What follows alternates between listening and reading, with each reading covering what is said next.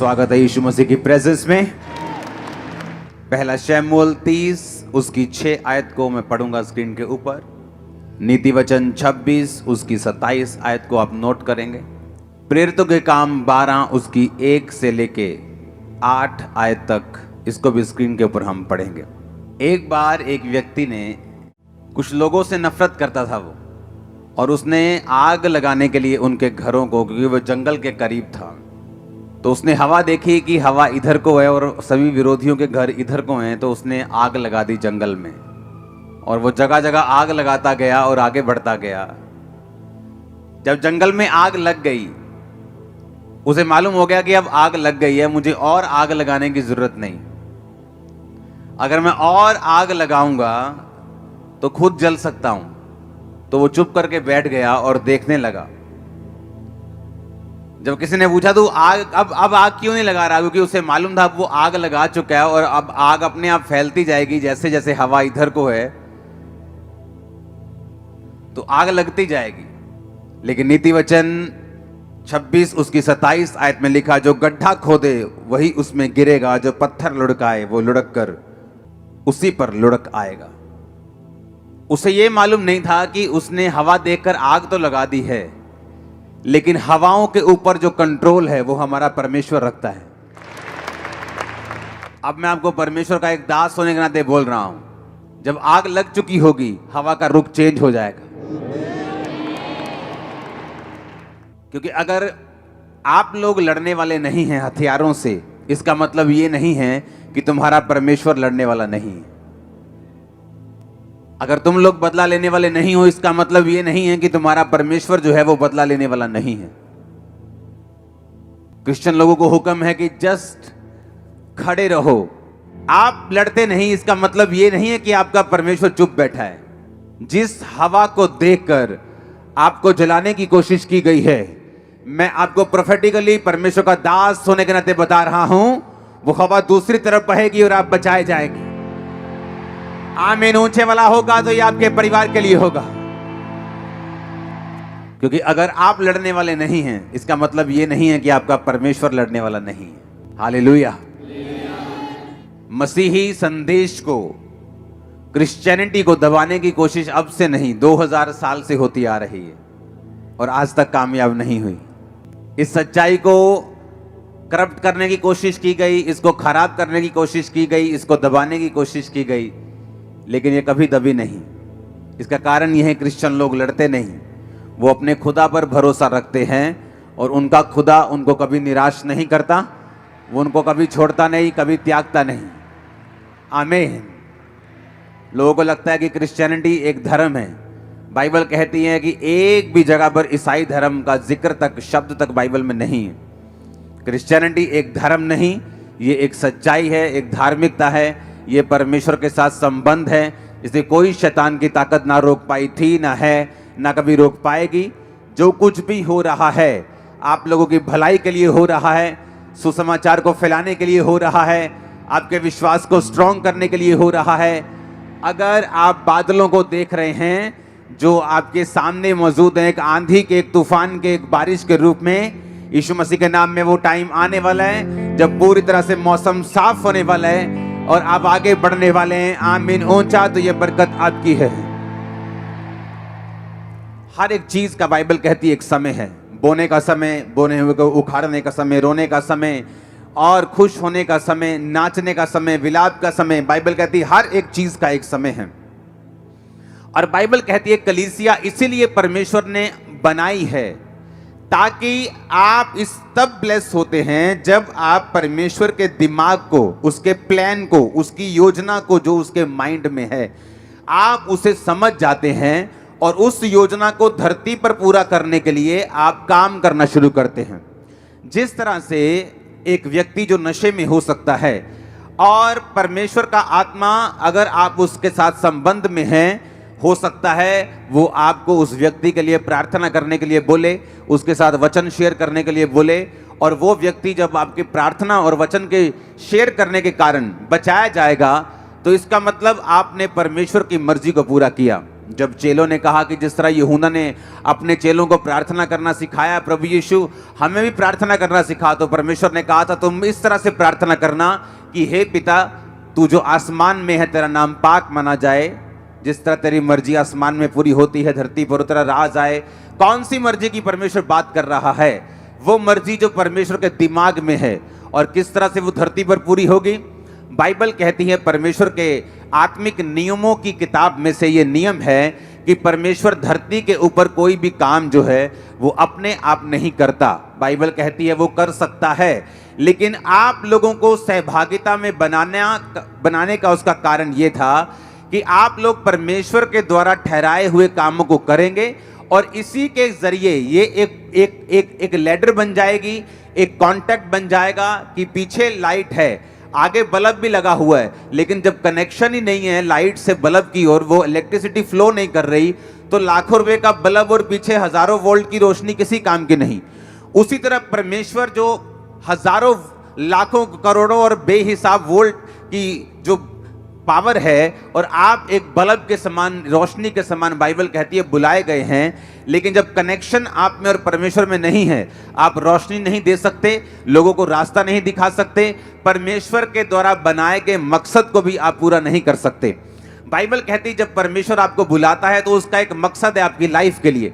अब आपको उस मकसद को समझना है जो परमेश्वर के दिल में है आप लोगों के लिए, और जैसे ही आप उस मकसद को समझ के काम करना शुरू कर देंगे, वो इलेक्ट्रिसिटी का फ्लो होगा, आप चमकने लगेंगे, आपकी पर्सनल लाइफ भी ब्लेस होने लगेगी। इसी तरह से मैं ब्लेस हुआ हूं, जिस तरह से अब आप ब्लेस होने वाले हैं। आमीन ऊंचा तो ये आपके परिवारों तक जा रहा है इसका असर। तो अब मुझे ये बात समझ में आ गई कि मैं इसलिए ब्लेस होता हूं कि सिर्फ इसलिए नहीं कि मुझे एक जीवित कलीसिया में जाकर आमीन आमीन बोलना है, मुझे मास प्रेयर रिसीव करनी है और मैं ब्लेस हो जाऊंगा। इसके लिए परमेश्वर ने आपको नहीं बुलाया। वो मास प्रेयर आपके छुटकारे के लिए है, वो आपको आगे बढ़ाने के लिए है, वो आपको परमेश्वर का असली मकसद दिखाने के लिए है। जब बाइबल कहती है, जब हम शमूएल की पुस्तक पहला शमूएल उसका 30 उसकी 6 आयत को पढ़ते हैं तो लिखा, और दाऊद बड़े संकट में पड़ा क्योंकि लोग अपने बेटे बेटियों के कारण बहुत शोकित होकर उस पर पथराव करने की चर्चा कर रहे थे, परंतु दाऊद ने अपने परमेश्वर यहोवा को याद करके हियाव बांधा।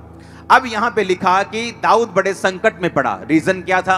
कारण यह था कि दाऊद के सारे लोग बंदी बना लिए गए थे, और दाऊद के सारे लोगों को उसके दुश्मनों ने बंदी बनाकर वो ले गए, और दाऊद के अपने लोगों से पत्थरवा करने की चर्चा करने लगे। अब दाऊद यहां पर बाइबल कहती है कि परमेश्वर यहोवा को याद करके उसने हौसला बांधा, उसने हियाव बांधा। परमेश्वर यहोवा को कैसे याद किया? नाम लिया उसका।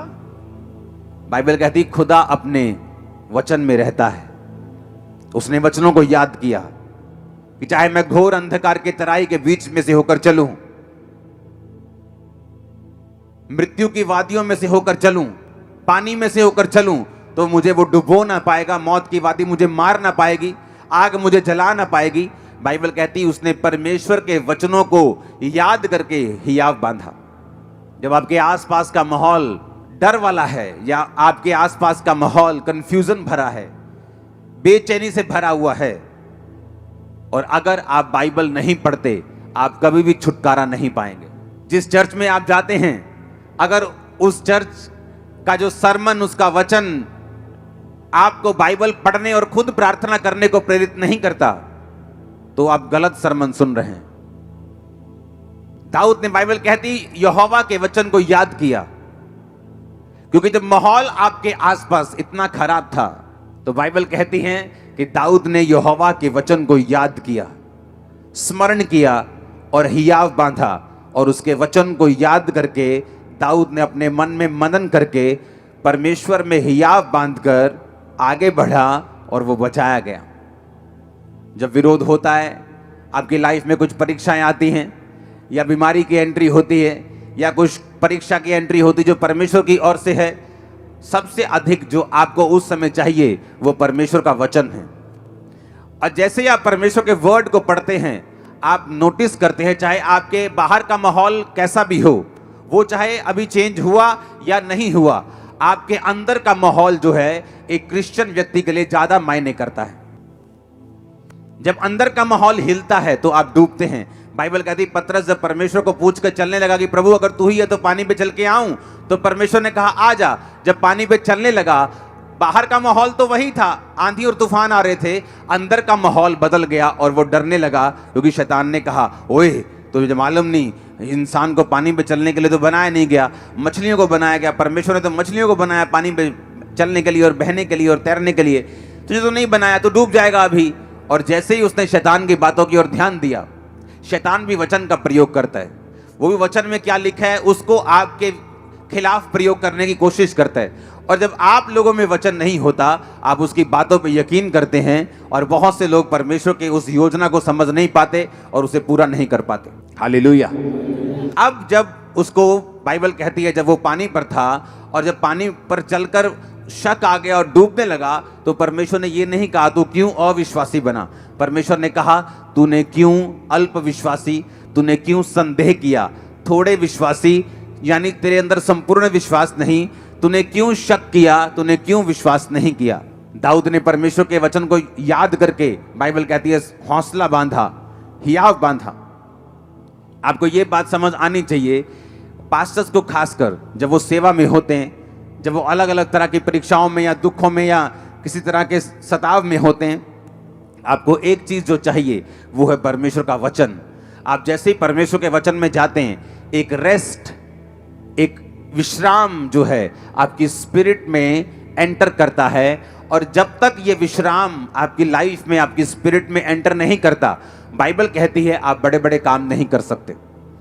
बाइबल कहती है उस समय के लोग जब पापी थे और अलग अलग तरह के पापों में फंसे हुए थे, तो परमेश्वर ने नूह को चुना, और बाइबल कहती है परमेश्वर ने नूह के साथ आकर बात की कि एक बड़ी कश्ती बना और सब तरह के जानवर उसमें रख, अशुद्ध जोड़े इतने, शुद्ध जोड़े इतने, और उसके बाद मैं इतने दिन बारिश बरसाऊंगा और सब लोग धरती पर मर जाएंगे। और बाइबल कहती है नूह का जो इब्रानी मतलब है, उसका मतलब है रेस्ट, उसका मतलब है विश्राम। जब आप विश्राम में नहीं होते, आप घबराए होते हैं, क्योंकि आप बाहर की दुनिया की न्यूज़ पढ़ रहे हैं, ज़्यादा आप न्यूज़ में हैं, आप देख रहे हैं बाहर क्या हो रहा है, माहौल ख़राब हो रहा है। लेकिन बाइबल कहती है जब आप बाहर की दुनिया को देखते हैं, आपकी रेस्ट जो है अंदर की, वो लूज हो जाती, वो ख़त्म हो जाती। और जिस दिन आपका विश्राम जो है वो ख़त्म होता है, परमेश्वर आपको इस्तेमाल तो कर सकता है, लेकिन बड़े कामों के लिए आपको इस्तेमाल नहीं कर सकता, क्योंकि परमेश्वर को बड़े कामों में आपको इस्तेमाल करने के लिए एक विश्राम में, रेस्ट में, जो आदमी, जो औरत, जो खुदा का दास, दासी, विश्वासी, विश्वासनी रेस्ट में हो, आराम में हो। कौन सा आराम? आराम करने का मतलब ये नहीं कि वो सुसमाचार प्रचार ना करे, या काम ना करे, या सेवा ना करे, या प्रेयर ना करे। आराम का मतलब उसके अंदर एक विश्राम का आत्मा है। वो घबराया हुआ नहीं, वो डरा हुआ नहीं, उसे मालूम उसका परमेश्वर उसके साथ है, उसे मालूम इस आंधी तूफानों के आगे एक सनी डे उसका इंतजार कर रहा है, उसको मालूम है एक बड़ी टेस्टिमनी उसका इंतजार कर रही है, उसको मालूम है ग्लोरियस डेज उसका इंतजार कर रहे हैं। ओ आमीन, ऊंचा चाहिए मैंने कहा। उसे मालूम है दीर्घायु उसका इंतजार कर रही है, उसको मालूम है उसके बच्चों की साल्वेशन उसका इंतजार कर रही, उसको वो मालूम है, क्योंकि बाइबल कहती है वो विश्राम में जो रहता है, जो रेस्ट में है। बाइबल कहती है नूह के साथ परमेश्वर ने बात की। आप बोलते हैं परमेश्वर मुझसे बात करे, इतने अनरेस्टेड बंदे से परमेश्वर बात नहीं कर सकता अगर वो अनरेस्टेड है, विश्राम में नहीं है। क्यों? क्योंकि उसकी हीलिंग नहीं हो रही। हर टाइम वो हीलिंग के लिए प्रेयर कर रहा है, हर टाइम हीलिंग के बारे में सोच रहा है, हर टाइम मास प्रेयर में भी हीलिंग के बारे में। आप सभी को जय मसीह की दोस्तों, मेरा नाम है रोहित कुमार। आप देख रहे हैं आरके जनता चर्च में आप सभी का स्वागत करता हूं। दोस्तों, आप सभी लोगों के बीच में लेके आ चुका हूं एक और इम्पोर्टेंट प्रार्थनाएं, जो कि सभी मसीह भाई बहनों के लिए बहुत ही इम्पोर्टेंट है। तो चलिए दोस्तों, आज मैं आप सभी लोगों के बीच में लेके आ चुका हूं अंकुर नरूला जी की सामर्थ्य से भरी प्रार्थनाएं, जो कि सभी मसीह भाई बहनों के जीवन में बहुत बड़े काम आने वाले हैं। सभी मसीह भाई बहनों के जीवन से सारे दुख और तकलीफ़ों को दूर कर देगा और आपको बहुत सारी समस्याओं से आज़ाद कर देगा, और आप हमेशा परेशानियों से छुटकारा पा जाएंगे, आज़ाद हो जाएंगे। तो चलिए दोस्तों, सबसे पहले वचन की ओर चलते हैं। यहाँ पे पढ़ते हैं, लिखा हुआ है, यहाँ पे परमेश्वर का वचन कहता है कि जब आप अपने जीवन में सुबह की प्रार्थना करें तो आपको अपने जीवन में कुछ ऐसे वचनों को पढ़ना चाहिए कि जिन वचनों से आपके जीवन में आपका उद्धार हो सके।